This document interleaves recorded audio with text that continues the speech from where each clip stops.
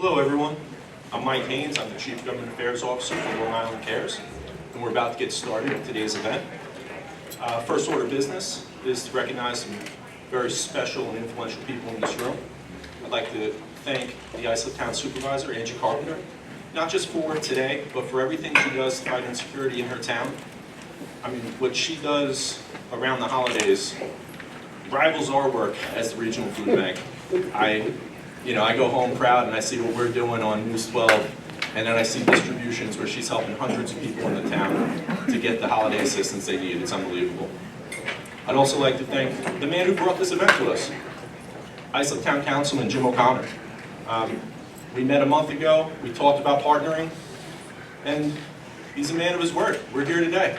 I think it's the beginning of a beautiful friendship and the opportunity for us to grow, to help fight food insecurity and help to empower different populations. I'd also like to acknowledge and introduce the esteemed members of our panel. We have Christine Malafi, Senior Partner at Campolo, Middleton, and McCormick. She chairs the Corporate Development Department at CMM, which Forbes has recognized as a top corporate law firm in America. It's pretty substantial recognition. Congratulations, and I'm looking forward to hearing from you. We also have Christine Ponzio. She's with the Winter Center for Autism. She's the Executive Director at the Winter Center for Autism. She's been working with individuals with autism and other developmental disabilities for more than 30 years. We also have Doreen Nobile, who is a business relations representative for Adult Career and Continuing Education Services, Vocational Rehabilitation, more commonly known as Access VR. She's been working in this field for over 31 years. We also have the architect of this center. This center is our Center for Community Engagement. If you go down the block to 10 Davids Drive, you see a 21st century food bank, which is, in recent years, went from distributing over 8 million pounds of food to people in need to almost 18 million pounds of food during the height of the pandemic. But more than that, if we want to truly eradicate the issue of food insecurity, we have to fight its root causes. And that's the mission of the center. That's what the Center for Community Engagement is all about. We're trying to bring together the people we need and the groups we need to create the Long Island that young people want to stay in, and also that is safe and provides opportunity for us all. And the person who did that is our CEO, Paul Pachter, the CEO of Long Island Cares. And we're right about to get started. Everybody here is more knowledgeable on this subject than I am, so I'm going to be very brief. I think the best way to advocate for someone and the best way for them to advocate for themselves is through employment. And that's why I'm excited to hear what our esteemed panel has to say today. My wife works with people with autism. My mother used to work with people with autism. And I know some of the wonderful and special things that they can do if just given the chance. We're also going to learn about some who've really achieved a lot when given the chance. So without further ado, I'd like to introduce the Islip Town Supervisor and a friend of Long Island Cares and a champion in the fight to end hunger, Angie Carpenter.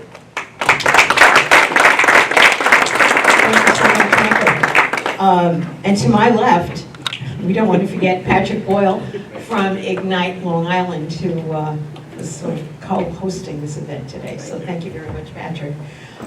April is Autism Acceptance Month, and we're really, really pleased to be here alongside Long Island Cares and Ignite. And I thank Councilman O'Connor. Councilman O'Connor chairs our Disability Advisory Board in the Town of Islip, and he has been absolutely steadfast in advocacy for the community and to the mission of the board. So we're here today to highlight the many benefits and importance of the heightened inclusion of Long Island's autistic population in the workforce. And it's really, really very encouraging to see the growing interest among businesses in moving towards greater diversity in the workplace. And we just recently at the Town of Islip honored a young man. I say a young man, he's 55. He has been with the Town of Islip for 35 years. He works in the mailroom. He is so diligent. He is so dedicated. And it's interesting to watch. You know, he'll come into our office almost every single day, and there are days that you can say hello, and I mean, we always say hello, but you know, some days he just goes about his business. But for Christmas time, my chief of staff and I bought him this Long Island sweatshirt, this bright green sweatshirt. So he comes in one day, and I had a certificate prepared to honor his 35 years of service in the town. It's been sitting on my desk for about a week. And he walks in this one day, and that day he was very verbal. And he's like, how do you like this? You know, this is my color, you know? And we're like, oh, Andrew, it's great, we love it. Don't go, I have something for you. And we gave him the certificate, and he proudly took it home. And it's really, he's wonderful to watch and see. And I often think of his parents, who it turned out I knew years ago. And his mom was one of the founders of ACLD. And they were very, very forward-thinking in preparing for this young man's future in their absence as the years went on. And he lives in a group home, and he comes to work every day in the SCAT bus, and he's just an absolute model employment and really a wonderful human being. So I'm going to turn this over to Jim. Thank you, Angie. We are lucky in Islip to have a leader like Supervisor Carpenter. She is a visionary, she is dedicated, she is committed, she is engaged, and she believes in these causes. And so yesterday, we had a big event in the town. It was called the State of the Town. And I invite those of you who live or work in Islip to visit either the Islip TV station or YouTube, or watch it on Channel 18, because you will learn a lot about all of the things that we do in town government. And Angie apologized to us because it was so long, but there was no apologies necessary. It's a terrific story, and we really do a lot, and it's, I think, important for our residents and our businesses to learn how much is going on, because there is so much you can do to contribute to our community. And that's why we're here today. When I say she's a visionary, she saw me on my campaign back in, I guess it was 2017, and she saw me in the community with my middle child, Matthew, who is now 25. Matthew is severely autistic. He is nonverbal.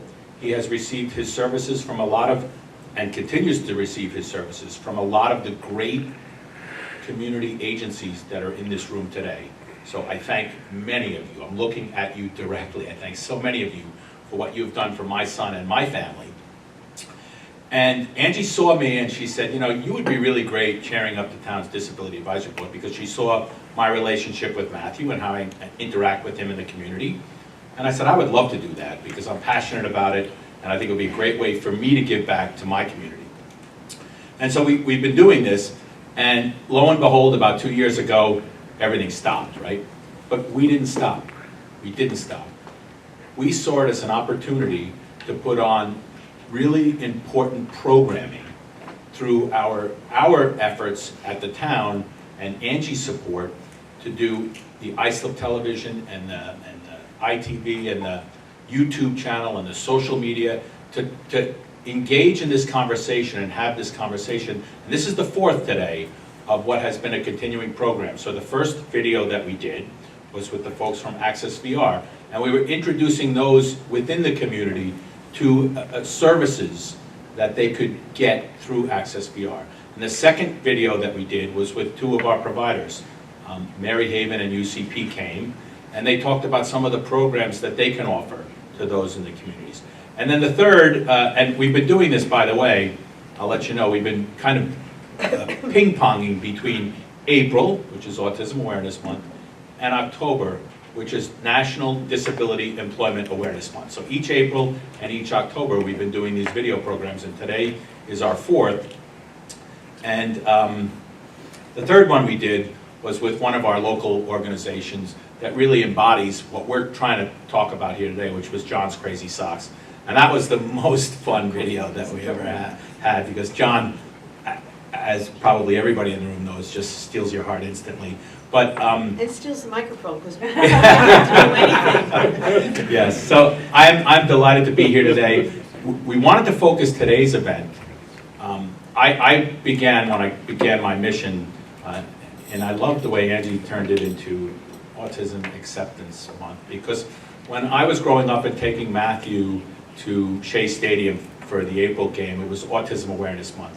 And families, those of us parents, we have been saying for quite a while now that we've done a great job with awareness, thanks to Autism Speaks and a lot of the other, but we want opportunity. We want opportunity for our children, and we want to talk about employment.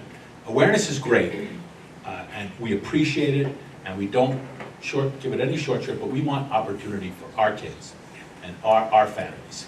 So today, we're kind of focusing this panel on employers.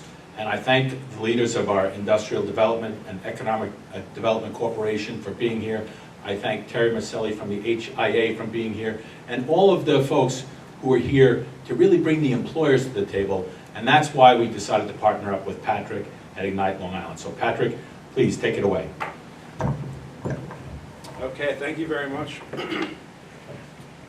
Councilman O'Connor, for the introduction. Thank you, Supervisor Carpenter, for that introduction as well.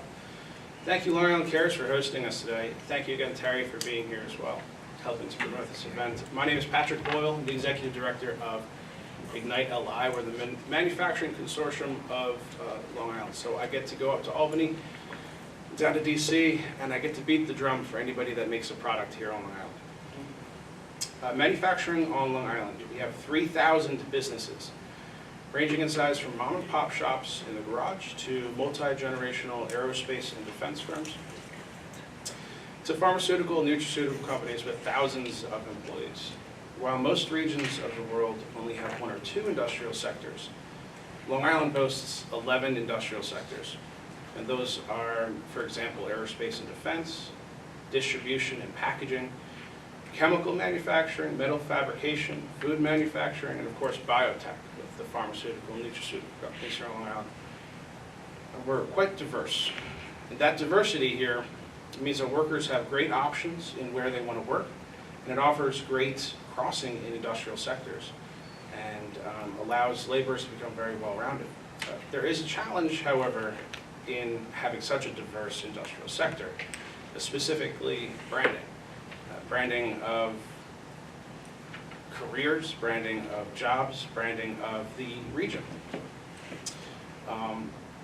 which makes capitalizing on some growth markets I'm going to talk about a little bit tricky. So growth markets include Long Island manufacturing is thriving, but we anticipate some growth markets here, specifically the offshore wind projects, and then reshoring, which is the process of bringing back to the country those products that have been previously offshore, right? Because we want to bring that domestic supply chain back home. So these are missed opportunities, but we cannot capitalize on these growth markets without the workforce to fill the old positions left by the silver tsunami or the gray wave, whatever you want to call it. Now we have the Great Resignation. Here on Long Island, we have 8,000 positions in manufacturing that are open. They went unanswered, and this is quite a challenge for us all. Ultimately, we need to find workers that are detail-oriented, can focus on getting the job done, and will find joy in the process. Positions in high demand right now are quality assurance, assembly, and inspection. So let me tell you about a demographic of people who are perfectly suited to fill these roles. When put in the right environment, folks with autism are prime employees for many of these positions in manufacturing. So let's start this conversation and continue talking about the wonderful opportunities we have in employing this demographic. Hey, my name is Andrew. I'm a member of the accounts payable team here at Winters Brothers Waste Systems. I'm one of the people responsible for making sure that all the company's debts and our expenses can be paid. Having a job here at Winters Brothers has, aside from giving me a chance to get out of the house, and more than that, it's given me a chance to feel productive and satisfied with the work that I'm doing. I always love feeling like I'm getting something done, like getting a chance to organize things, feel like I'm making progress, and keeping my life and everything I'm working on more orderly. Winters Brothers definitely gives me that, in addition to giving me the tools to work on my college loans and hopefully, eventually, someday pay them off and have the means to live independently on my own as well. the interview that started me here at Winters Brothers gave me a place to work in the middle of a pandemic when job opportunities were shorthanded, and in the end ended up giving me the kind of practical experience I was looking for in the accounting field. I spent so much time working towards an accounting job, and now I was finally going to get a chance to actually practice what I spent so much time studying at a company that has proven to be extremely understanding and honestly rather fun. If there's one piece of advice I could give to anyone else on the spectrum seeking employment or really any other pursuit, it's that the only person who can tell you what you can or can't do is you.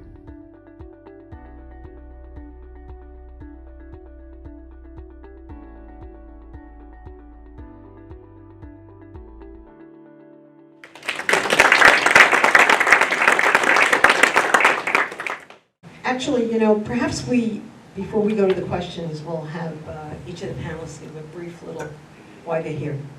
Okay? Sounds good. Stop. Yeah, Chris Malafi. Hi, I'm Christine Malafi. I'm Christine Malafi. I am a senior partner at Campbell Middleton. I run the corporate department, and as part of our team functions at the firm, we advise employers and companies on just about every aspect of business, from starting up to raising equity, to handling employee matters, to mergers, acquisitions. And as part of our business function, we feel that it's very important to be a member of the community as well. We all are on different not-for-profit boards and commit ourselves to helping those in need. And as part of that, we take an interest in different areas that people need assistance in. So when any not-for-profit has a question, we're more than willing to help and answer, and that's why I'm here today, because I want to be a good member of the community, the firm wants to be a good member of the community, and we want to help businesses and the people of Long Island. Christine, thank you. And, her firm, Campbell Middleton McCormick, really, I think, is the poster child for what corporate America should be all about, and really, really engaged in the community. And the principal, Joe Campolo, who's been very, very involved in HIA, and I see Terry Vaselli joining us today. Just don't hesitate to help out wherever they're needed. So thank you for being here. Paul? Thank you, Supervisor Carpenter. Welcome everyone to the Center for Community Engagement. When I look out over the room, this is exactly why we established this building. It was because there is a need in the region for the nonprofit sector to come together with the for-profit sector, with the political arena, and start talking about ways that we can solve food insecurity and at the same time address those important issues in our region, which often tend to hold people back sometimes. And I can tell you from experience that there is a large contingency of people with disabilities that rely upon the services of the Long Island Cares Emergency Food Network, our pantries and our soup kitchens, and our daycare programs. Many of the organizations that provide day habilitation and treatment, including the cerebral palsy affiliates on the island, are all members of Long Island Cares. And we provide their residential programs with food when needed. I want to say two things. Before I came to Long Island Cares 15 years ago, I spent 27 years working in the mental health arena here on Long Island. One of the most important parts of the mental health system on Long Island is the work that families do. Families with young children and adult children with disabilities. Because of these families, there are several major nonprofit organizations on Long Island that continue to work. Immediately coming to mind is Family Residences and Essential Enterprises, free. When they were founded, it was because parents came together and identified a gap in service for their children. The gap, of course, was secure, supportive, and structured residential programs. But other parents followed through with other ideas, in addition to the residential program, the employment programs, the socialization programs, the clinical treatment programs. We have said for the past 15 years at Long Island Cares that it takes more than food to feed the hungry. Because if you meet someone who's food insecure, whether it's because of a disability, because of poverty, because of systemic racism, everybody has other needs. So food becomes the catalyst for how we're able to make change in our society. When we opened up the Center for Community Engagement, it was a different focus. It was bringing the voices together. That's why if you see the tagline on the podium, it says, because our voices are stronger together. One organization shouldn't carry the responsibility of advocating for people with disabilities. We need to create coalitions with other organizations that provide services and support for people with disabilities. And one of the hallmarks of this new building for us is the fact that we have so much space that we're willing to give it free of charge to up-and-coming grassroots organizations that are looking for office space, that are looking for meeting space, that are looking for rooms to provide training. So if you're one of those nonprofits, especially founded by families, at the grassroots efforts, come talk to us. We already house Melissa's Wish, which is a wonderful organization providing support for parents who have lost adult children. At Long Island Cares, in addition to the food, we provide a lot of training opportunities for people with disabilities. I was talking to our friends at AHRC earlier today about the volunteer efforts that they put forth in our warehouse. And we have no reservations whatsoever to hiring people with disabilities, because it's important to create a compassionate society. In a better world, we need to embrace everyone, regardless of their ability level. So thanks so much for being here today. I look forward to our discussions. Thank you, Paul, and thank you for the center and, bringing everyone together. And I just want to mention our business team, our economic development team from the Town of Islip is here. John Walls, the director, and Brett Hemingway, who also serves as head of the Foreign Trade Zone. They interact with the business community all the time, and neither is exclusive to addressing these kinds of issues, but together we're going to address them and really make a difference. Christine, if you would. Yes, sure. Good morning, everyone. It's really an honor to be here and be part of something that's been very close to my heart for many years. My name is Chris Ponzio. I started in the field, I think I'm supposed to say more than 30 years ago now.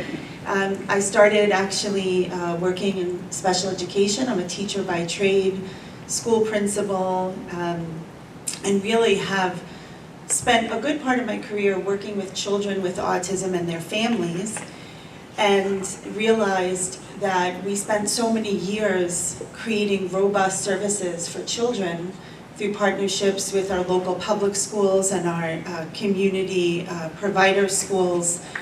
And these children grew up, and now they are part of our community as adults with autism. And as employers, we have a tremendous opportunity to look at our workforce locally and regionally. And when we think about, I think it was the US Bureau of Statistics, that's 47 million people in 2021 voluntarily left their jobs in the United States, spurred by the COVID pandemic. But yet 85% of adults with autism are unemployed. So there is an untapped workforce, and there are very talented, very loyal, very dedicated employees that live among us on Long Island. And we have great examples of companies doing great work, and I'm just really excited to be here. And the Winter Center for Autism was founded in 2019 by Joe Winters, our founder. He tragically passed last year. But I guess before coming to the to serve as the executive director at the Winter Center for Autism, I truly thought that of course the company is supportive because it's the boss's kid, right? That's what you would think. Until I spent a week there.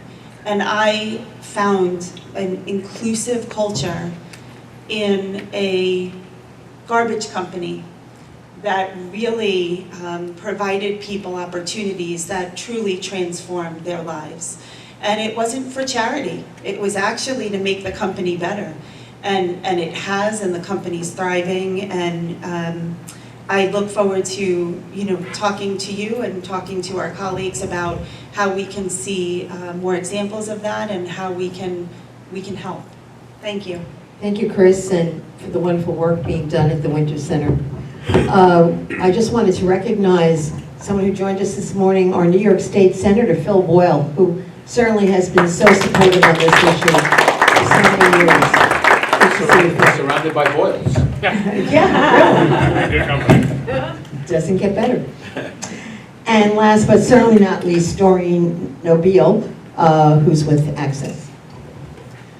Good morning, everyone. It's so nice to see you all here, and really glad to be here. So Access VR is a branch of the New York State Education Department. So it's your tax dollars at great work here.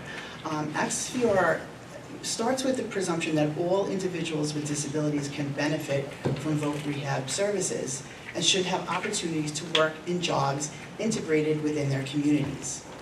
Vocational rehabilitation counselors guide individuals through service programs they need to reach their employment goal.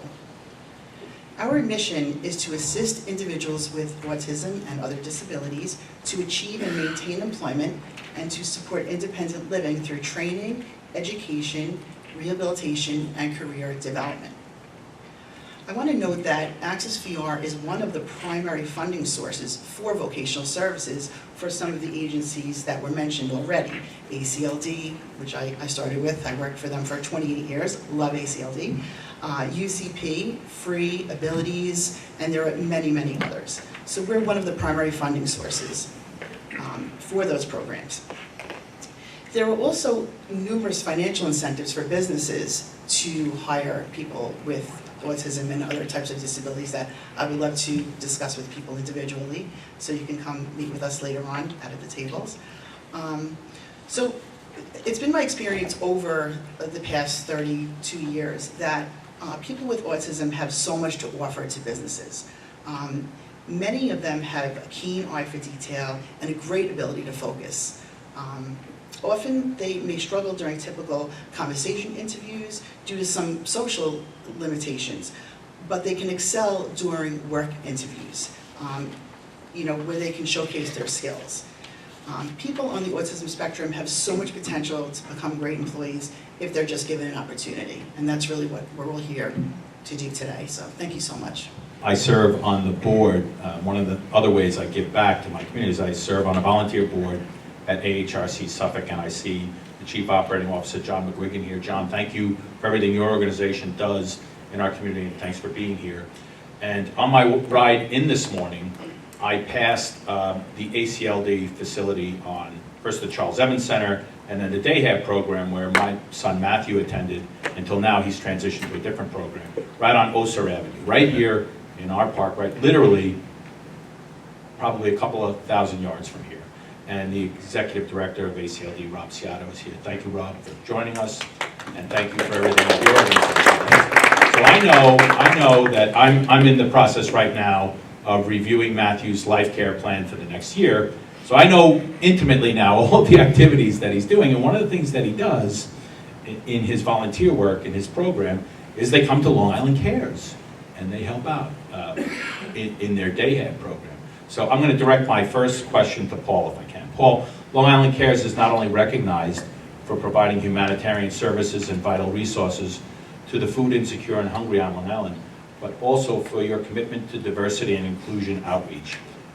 What is your motivation, and tell us about some of the programs where the young people, and old, doesn't have to be young, but my son is a little younger, come to your facilities and can do volunteer work and get some benefit from just doing volunteer work at your organization?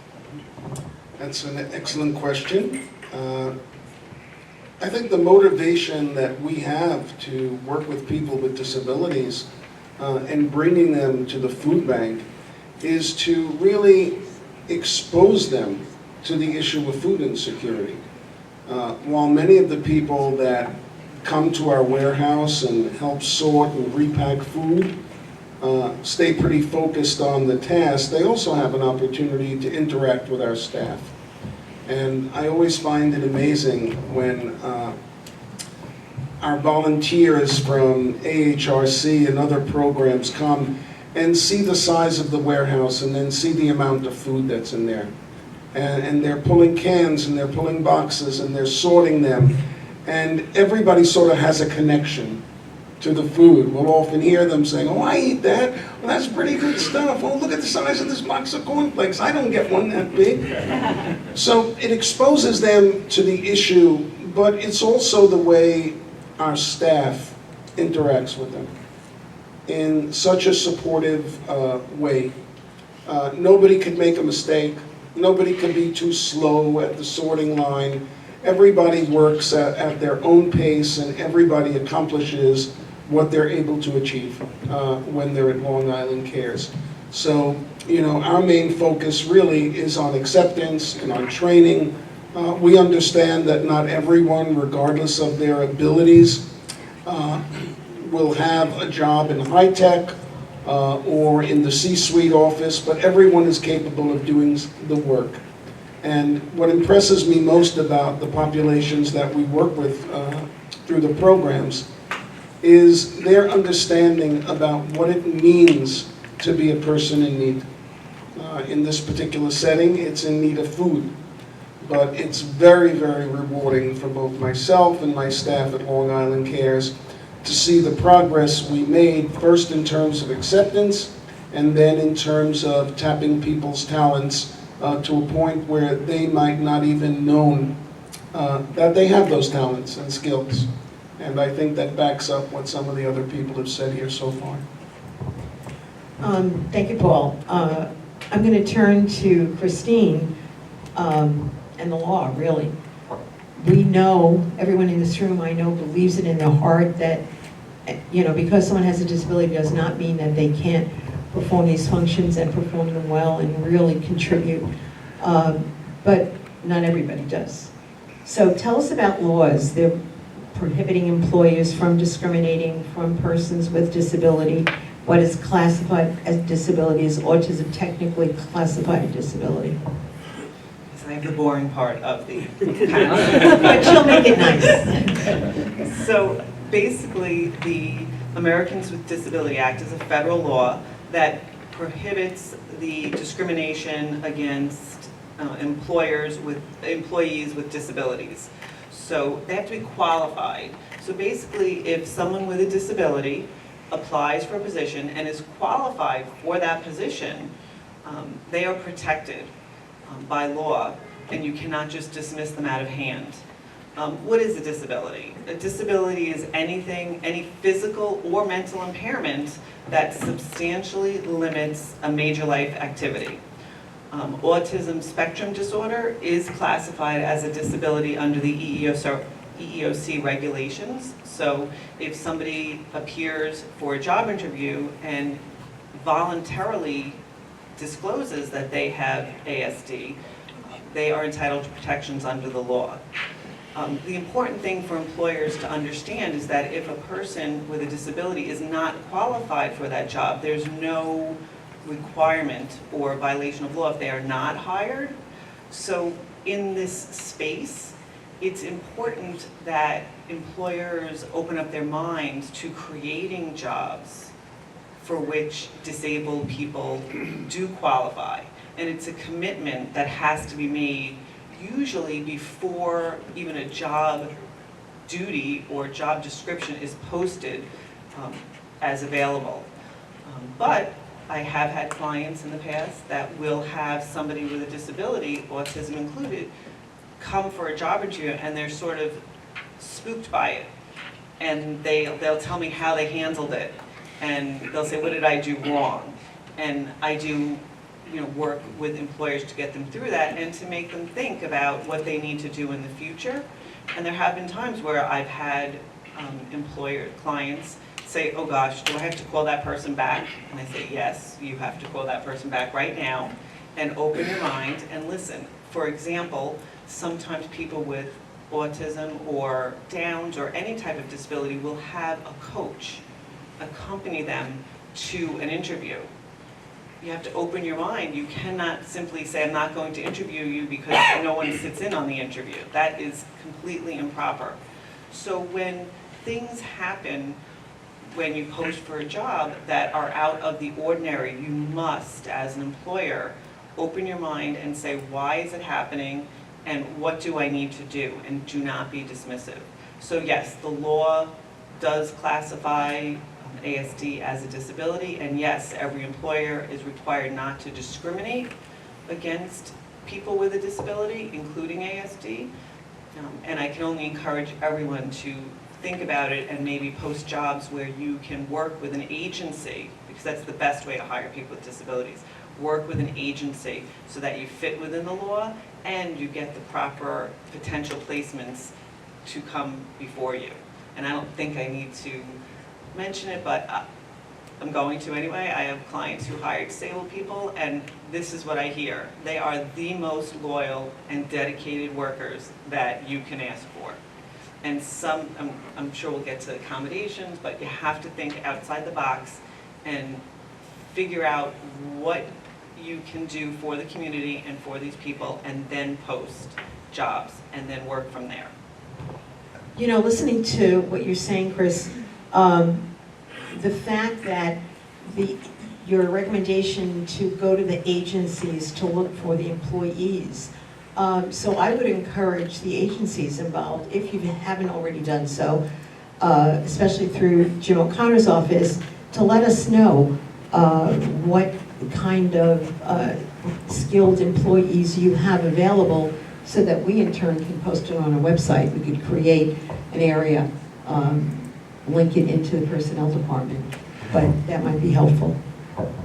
Patrick? Thank you. So this question is for Doreen.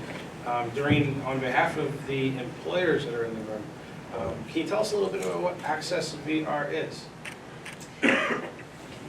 Yeah, so Access VR, we can actually help pay for the job coaching services through our provider agencies. So, you know, I work very closely with our providers, and I also share job information with them. So if I know that a company is hiring, I will send an email blast to all of our providers to let them know that there are openings with these companies. You know, we also have other resource agencies that we can reach out to for technical assistance and other types of information. But anyone can, you know, reach out to me or any of our provider agencies for more information and to meet and see how we can all partner together. Because that's what it's really about. It's about partnerships, and it's about, you know, taking a chance. And you may have one of the provider agencies call and say, I have a great candidate, and there are, you know, 6 tasks involved in a certain job, and maybe they can perform 5 of them really well. So it's about kind of thinking outside the box and saying, you know what, we can make that work. You know, and job coaching is not forever. Job coaching is as needed. If someone needs it for a couple of weeks, a couple of days, whatever they need.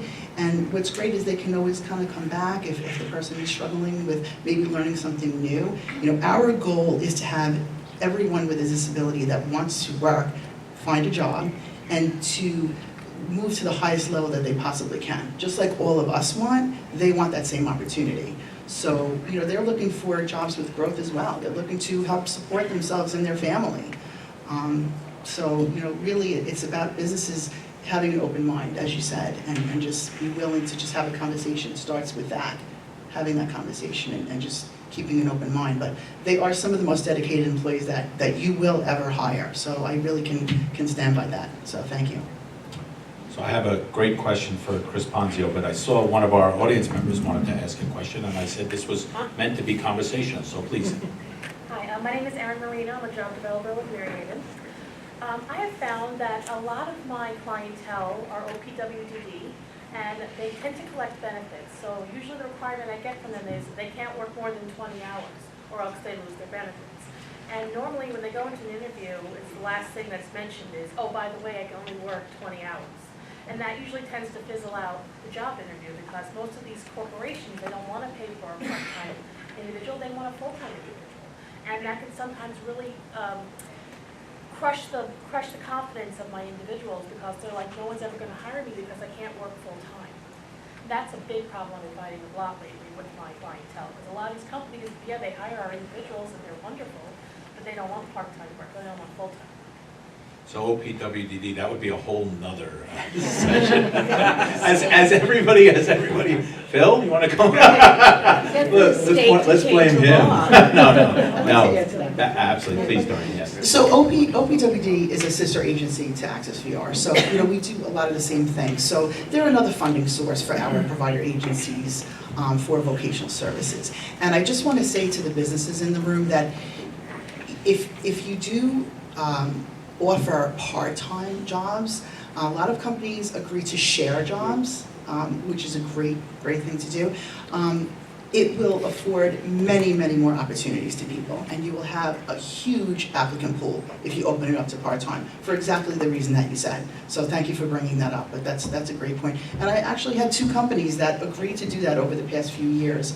Job share with people, have, one person work 20 hours a week and the other work the other 20 hours a week, and it works great. And everyone has meaningful work, and the employer has dedicated long-term employees, and everybody wins. So I think many people in this room probably knew Joe Winters, and I had the opportunity to know him very well. Our sons, his son Sean and my son Matthew, attended Ascent School for Autism together at Deer Park. We both served on the parent board there. Joe as the president, and me as his right-hand guy, I guess. Vice president, treasurer, secretary, I don't even remember, but we were very, very dear friends.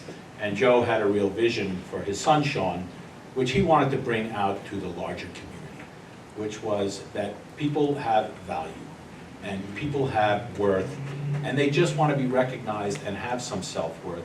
And, I always look at it, the famous acronym these days is DEI, diversity, equity, and inclusion. And I look at it from my perspective as a business owner as well. It's good business sense. When your community sees you engaged with these individuals, they want to do business with you. They want to work with you. So it really is a win-win-win. So Christine, I feel like 7 degrees of separation. Angie talked about Brad in the foreign trade zone at our airport. One of Matthew's first schools was DDI's Young Autism Program, which is located on Airpark Drive in the right next to our foreign trade zone, and one of his first principals was Christine Ponzio. So when I talked earlier about my affiliation with some of the agencies and some of the people here who provide services for my son, I meant it from my heart. Matthew, and I'll be anecdotal and I apologize for that, hopefully it will resonate. Matthew is a child who struggled with the dichotomy of the 2 different organizations. So State Education Department will provide your child's services until age 21, and then in the 21st year, they cut you off and turn you over to what was OMRDD is now OPWDD, and your services pick up from there. Well, Matthew had a terrific program in place on the educational side where they were training him for vocational. So he would go to an Applebee's in the morning with a job coach. He would squirt down the tables and clean the tables before the shift began. He would make sure the caddies, what they call caddies, salt and pepper and ketchup and sugar and all of those things that are on the tables were filled. Those are something, that's a job that somebody has to do. And the Applebee's right next to my son's school in Deer Park provided that opportunity. He would go to a gym and clean off the gym equipment at the start of the day and fold towels. Now Matthew can't communicate. He has very good receptive skills, but he can't communicate. So he'd have a coach with him. So Christine, in your experience and what you're developing at the Winter Center for Autism, are employers receptive to the idea of job coaches? Because I recall at Matthew's graduation from his school program, his 2 employers came and said he was the best employee they ever had. 1, because he could never talk back to them. But 2, if you could give him a task and put him on task, he will stay on task like nobody's business. Thank you, Jim. It seems like just yesterday that we were at that preschool, but everyone has grown up. And so we're working with 5 different employer partners right now on Long Island, all located in Suffolk County. We really started working with employer partners before we opened the center, which is due to open in June, because of the overwhelming need that we anticipated, but learned about when we started meeting individuals and their families. And I think when we've heard about the challenges with flexibility, and as an employer being flexible, whether that be part-time work or also embracing the idea of job coaches, what we found to be critical in that relationship working, and with constant, ongoing feedback with the employer partners we work with, is that we actually engage the employer before the individual begins working. And why that's so important is because we at the Winter Center for Autism will provide individual training to a particular department. We'll do that for a company. And it's important for us to understand, and many of the employer partners that we work with have actually talked to their team, whether it be through department meetings or staff meetings. We have some large healthcare center that we work with that has 8 campuses to 1 small manufacturing business, well, large manufacturing business, but in 1 location. And what we found is that was key, is that having the expectations discussed and shared, because the job coach's preparedness is just as important as the individual on the spectrum's preparedness. Because really when you're a job coach, your goal is to be in the shadows. Your goal isn't to be doing the job. Your goal isn't to be advocating for the individual. Your goal is to really be in the shadows and supporting that individual to be as independent as possible.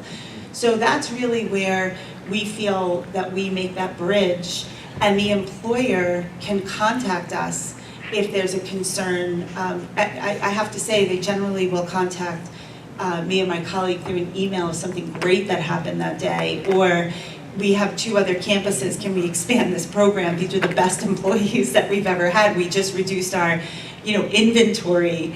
Our inventory control has improved, and we have a reduction of linens that we're ordering. So we love those emails, and occasionally there's a challenge. And I will say that our job coaches go through extensive training before they're actually working in community employer partners for that reason. Chris, I want to go back to you, Christine. What would be an unreasonable accommodation to cause a hardship for employer? Employers required to do, make accommodations. Do you know what I'm saying? Yes, Yeah, totally. okay, cool. So, under the law, you can't discriminate against somebody who has a disability, and you have to make reasonable accommodations for them.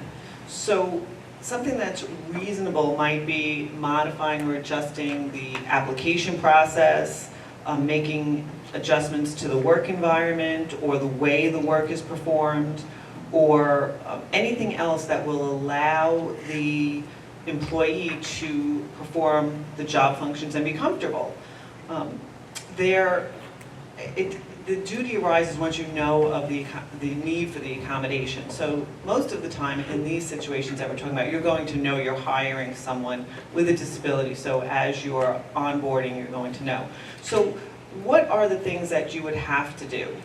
Things that you have to keep in mind are that a person with autism who might be taking public transportation, I heard someone mention the SCAT buses, they're not going to be able to work from 9 to 5. It's almost impossible, because in order to get on a bus to get to an office by 9, that person may have to be out of their house by 6 and have 3 or more hours of a commute before they even get to work. And then they're beholden to the bus schedule on the way home.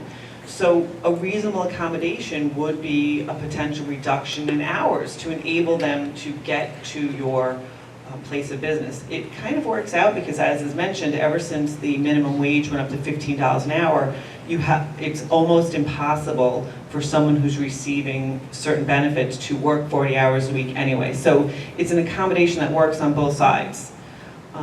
What else might you have to do? Allow a coach. Some employers don't want to do that, but under the law, if it's not going to pose an undue hardship, you must. What else is it? It might be to help somebody not have all the lights on in their office, because with autism, my understanding of the disability is that too much stimuli can really affect everything about that person. So if somebody asks you to please put me in a separate room, or can we not have every single light on in my area, those are reasonable things, as long as you're not doing, something that requires, precision looking at something, putting it together. Providing regular breaks. If somebody says, listen, I can work for about 45 minutes and then I need a 10-minute break, that's a reasonable accommodation. If somebody says, I need to wear these sunglasses in the office because the lights are too bright, you can't say, no, we don't want people wearing sunglasses in the office. Those are all reasonable. The things that are not, that an employer is not required to do, are things that would be called an undue hardship. Like, it would require a lot of money to do. A lot of, I have to revamp the whole office. I don't have an office to give you. We have an open floor plan. So, okay, I can't give you your own office, but I can allow you to wear headphones, or I can allow you to wear sunglasses. Now, with some manufacturing jobs, some of these accommodations are not possible, because in a manufacturing area, there's a lot of reasons why maybe headphones are not really a feasible, they pose a safety risk if one person's wearing headphones. So that is why, in this context, it's not only about what's reasonable and what's an undue hardship, it's about a commitment by the employer to hire people with disabilities, to know that you might need 2 people to do the job of maybe 1.5 persons without a disability, but it's worth it in the long run, because A, the community service, B, compliance with the law, and C, you are getting employees who are dedicated. And there's not many employees who for 15 years will get on a bus and travel 2 hours each way to work and be very happy doing it. Or in the case of our Andrew, 35 years. Right. And he does go out there every day, Right. waiting for that scat bus to pick him up. Correct. So I've never heard an employer of the disabled say that it's not worth giving accommodation. And there's no hard and fast list for me to give you. It's just about what is reasonable under the circumstance that doesn't really pose, in reality, an undue hardship on you. If you have any questions, you can call me, you can call, I'm sure anyone on this panel can help you. Christine, to that point about accommodations in an office, are any of the agencies, or one agency in particular perhaps, do they offer some sort of an audit service? If an employer is committed to really wanting to reach out to the disabled community, is there someone we can reach out to say, listen, come in and work, walk through our work environment, and maybe you can pick out some things that would be counterproductive and little changes that we can make? I think all of the agencies are willing to do that, and that is really the best way to do it. Before you even commit to doing it, have somebody from whatever group you would like to focus on, be it autism, Down syndrome, whatever it is, have them come in and tell you what you would need to do, maybe what you would need to change, and give you ideas beforehand. But as far as I know, they are literally all willing to do that. I don't know of one that's not willing to do that. We have a question right here. Due to the nature of students with disabilities or employees with disabilities, it's a very unique situation. So you may have what works for this student may not work for this student. So that's why an audit like that, a broad scale audit like that, may not be the most effective. But again, through Access VR, make the referral, they will help the job coaches come in and do that role. And even if you're oppositional to it, why do we have the lights off? Here's the reason why. If we just make this tiny little tweak to the work environment, you'll have an successful employee. And that really is part of that job coach's role, to help not only help the client, but also help the business side adapt to whatever comes up with that client. And I'll just tag on that. The reason that's important to work with a group is because they are going to pre-select the people that come to you. Correct. So once you get set up, whatever organizations you're working with, I never heard a bad word about any of them, whatever organization you're working with, they're going to know what your facility looks like, what the pros and cons are, what accommodations you can reasonably make and not make, and they will pre-select. It really helps to work with a group, because then you don't have that.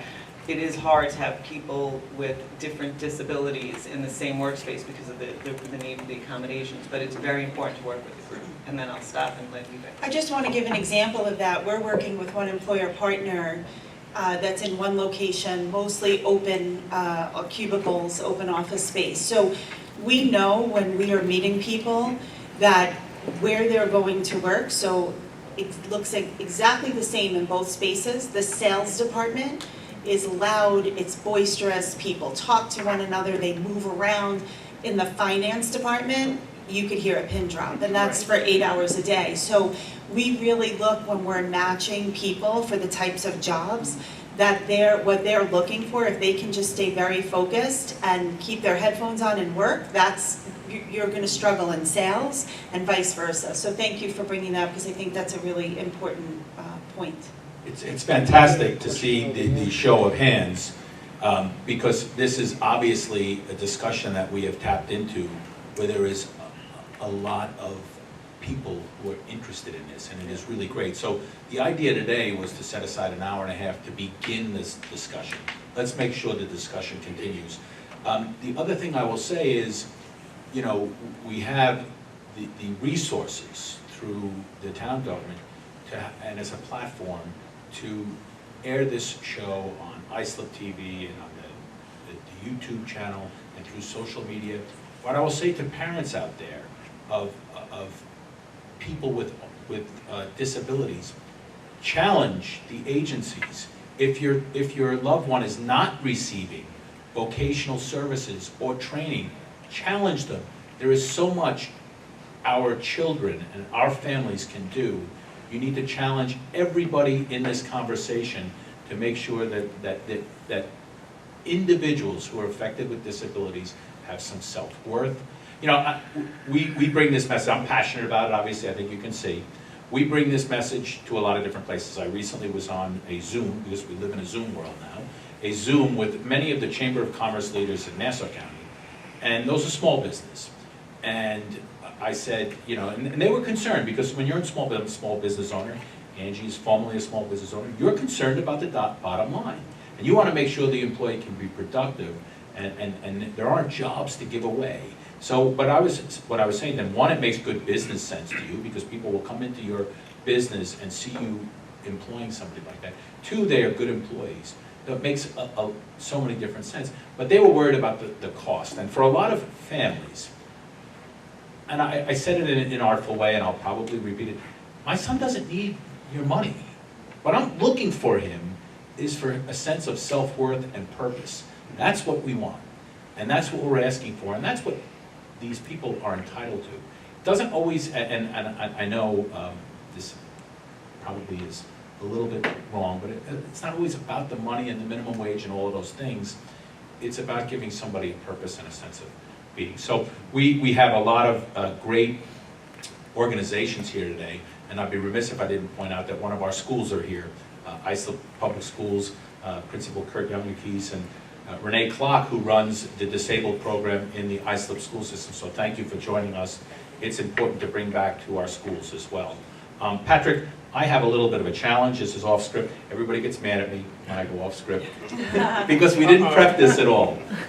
The purpose of this, one of the purposes of this forum this morning is to engage employers. Patrick, you represent manufacturers. What can we do better? What can we do more to engage the manufacturing people to say, this is a population that you should be looking at? I know that's why we're here today, to begin this conversation, but you represent a constituency that we are trying to reach. Tell us how we can do a better job. Well, I would say that small business owners are averse to risk, especially here in New York, when the business environment is so intense. I'm sorry. Business owners, small business owners are very averse to risk. especially in New York, when the business environment is so intense, the business owners are going to be wary of taking someone on that, quite frankly, might be a challenge to have on the shop floor. So we got to talk about the stigma. We have to talk about the opportunities. We have to talk about the governmental resources, and we have to talk about, I think what Jim said best is giving these folks a sense of purpose. And when you see it through that view, giving folks a sense of purpose, how can you not hire someone, right? So I think that we have a long way to go in talking about the stigma, which is why events like this are so important. But I think that, you know, the sun, the moon, the stars, everything is aligned now because the awareness is out there. Jim made reference to the new buzzword acronym DEI, diversity, equity, and inclusion. In our State of the Town message yesterday, we're committed to IDEA, inclusion, diversity, equity, and accessibility. And that's what we hope for this community. And Jim, you apologize for being personal. Don't. We're so grateful that you are willing to be personal and share your individual story, because I think each of us in some way can relate, especially as parents and grandparents. So we thank you for that. Thank you so very, very much. Really, the conversation today has been very, very enlightening, and I really appreciate, I know I speak for everyone, in your willingness to participate and share. And with that, Jim, you have some closing remarks. Very, very brief. I want to thank our panelists. They really are engaged.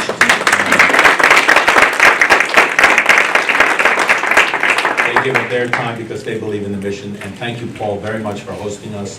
Thank you, Patrick, for including your organization, because we need to reach out to the business community. We can't sit in a room amongst ourselves and talk about these problems and not include the business community. So thank you, Patrick. And we look forward to further opportunities of working with you and your businesses. Thank you to our economic development and IDA people, because as we're reaching out to our business community, they need to understand this message. Thank you to everybody for coming. And of course, thank you to our town supervisor who makes it all happen. One last thank you. My assistant Krupa put a lot of work into putting this together. Thank you. And one final shout out, we are joined today not just by Islip Schools, but Smithtown School District. So thank you very, very much. That's where it is.